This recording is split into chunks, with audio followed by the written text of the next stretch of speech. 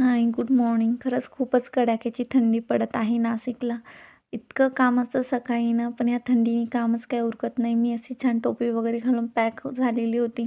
त्यानंतर घराच्या बाहेर ह्या चिऊताई तर पडतच नाहीत, की थंडी आहे तोपर्यंत तिथेच बसता. त्यानंतर मी कडक चहा घेतला आणि त्यासोबत 2-3 बिस्किट. सकाळी खरंच थंडीमध्ये खूपच भूक लागते. त्यानंतर पिल्लू पण झोपलेलंच होतं. मी त्याला काही लवकर उठवलंच नाही. माझं काम आवरल्यानंतर तो उठला आणि त्याला लगेचच चहा पण दिला.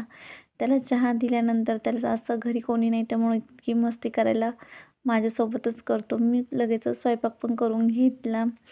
उसळ आणि पोळ्या वगैरे आणि आज आम्ही तिघेच होतो त्यामुळे घर पण खूप शांत होतं. पिलू आणि मी आम्ही जेवण पण लगेचच करून घेतलं आणि पिलूला पण क्लासला जायचं होतं.